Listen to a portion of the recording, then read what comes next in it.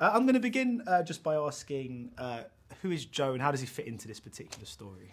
Joe is a character from Jimmy's past, like Ray Winstone's characters. Both guys who really like Jimmy McCabe, popular kid, good fighter, and they've both lost a bit of respect for him, in a sense, because he's lost his way in life.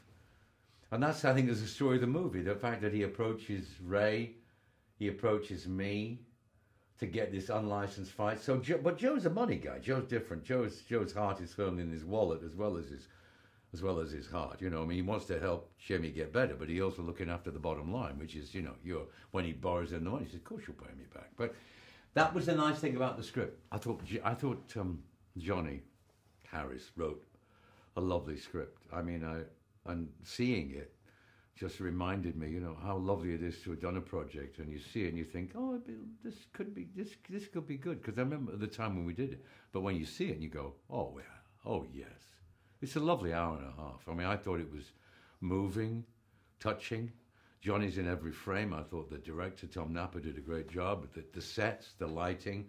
At night, it always looks like he's looking over the river, he's looking at the bright lights, and you follow one man's journey, and we sort of help it along. Ray's character, and you know, and I must mention Michael Smiley, who's terrific. I mean, you know, they're all helping this kid, but not overtly.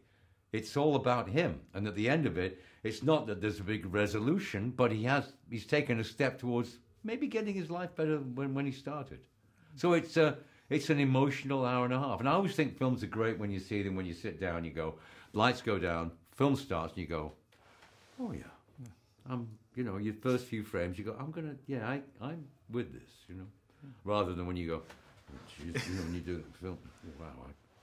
Well, because the film is incredibly kind of stylized. It looks so beautiful on the big screen. I mean, did you know that it was, did you anticipate it would look like that? Because I guess when you're shooting I thought it would be, I think tap the camera. No, I mean, I thought it, yeah, the project was always going to be good because the producer, Mike Elliott, I've worked with, he was a top assistant director. I worked with him on a Woody Allen movie.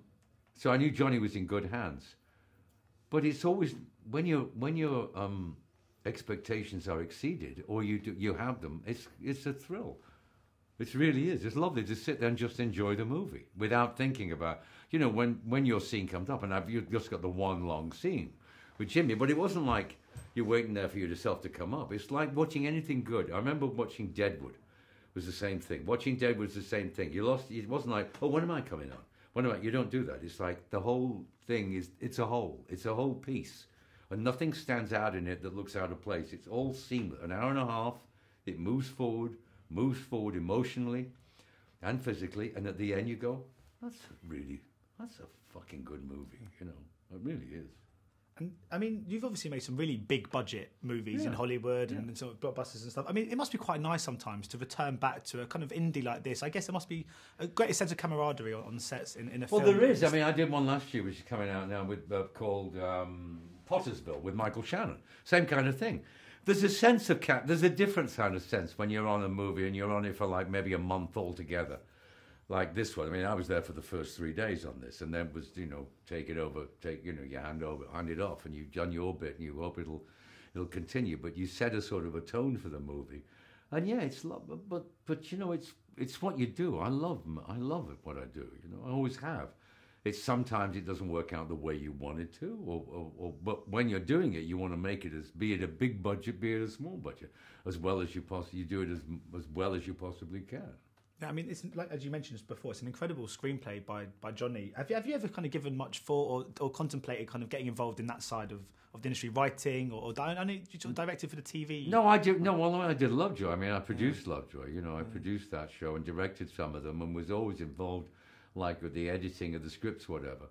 But no, people said before writing. No, I leave it. I've been worked with some and then David Milch, who produced Deadwood. Well, I've been working with, you know, people who can really write. I mean, no, I think Johnny did a great job. Johnny took it on himself to write this. The great thing about Johnny's screenplay is it's like immediate. It's written in the first person. He doesn't write backstories. He wrote from the heart because it's partly autobiographical. So he's writing about himself, and I think he just put it out there. I didn't ask him how many redrafts he went through or he had any help on it. All I know is it's emotionally truthful there, and it seems to have translated to the screen, which is you can't ask for more than that.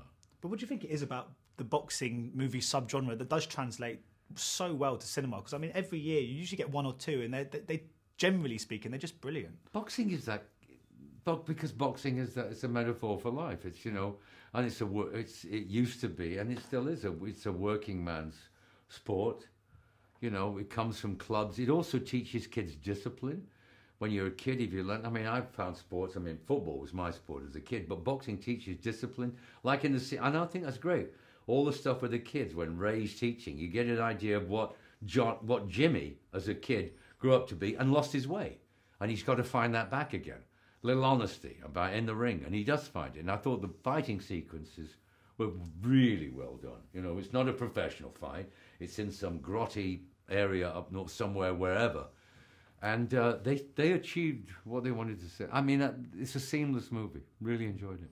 I know there's been a few interviews before me, so you've probably discussed this already, but I mean, the John Wick franchise, it just is so good. And that sequel was incredible. I'm just wondering, I mean, I'm assuming they're going to come back for a third. Is that something that you'd be interested in doing? Absolutely. You know, well, after they make, you know, there will be a turkey this year, you know. So no, I mean, they made 200 million the first 3 weeks, so they were over the moon. But it's the same kind of group of people who made that movie. I'd worked with Basil Lewinick, the producer, before. The director, Chad Stahelski's worked with Keanu forever. I'd met Keanu before. He's a really good guy. He's really committed. And, you know, it's, again, on a different kind of level, it was the same kind of work. You're all committed to doing a good job, and there you are. And, you know, the added bonus of John Wick is 10 days in New York in December, that's all, which is kind of like a magical place to be, you know. Yeah, after I saw Home Alone when I was a kid, I've always wanted to do that. And just finally, American Gods is this TV series. I mean, even though I guess you do so much kind of great films and stuff in cinema, it must be so nice to have that time to develop a character over a certain amount of episodes. Well, yeah, I mean that's a big, well, I read the book, Gaiman's book, which is like a blueprint for a TV series, because he leaves, and then he's got two showrunners, Brian Fuller and Michael Green, that have extended out all the areas, because, you know, it's about the old gods coming to America. I mean, they're in America, the old gods, and then fighting the new gods who are coming, like media, TV, whatever. And I play Mr. Wednesday, and if you know your Norse mythology, it won't take you long to work out who he actually is. He's not, you know, nobody's called Mr. Wednesday, it's another name. And Ricky Whittle, who's wonderful playing Shadow Moon, and it's the first 4 episodes like a road movie, wondering what these two, why have I hired this guy to be my bodyguard, chauffeur? Then more is revealed and more is revealed. And that genre of future, which Neil Gaiman is very expert in. Also, he what do you call it, communicates with his fans. He's big on social media, so we're expecting all the torrent from Twitter and God knows what about, they all have their opinions about the show, which will be interesting. Brilliant. Well, thank you so much for your time today. Much appreciated. Ladies and gentlemen, you're watching Hey You Guys! Hey You Guys, huh? Hey You Guys. Is that from the Goonies? It is indeed, yeah. Nice. Hey You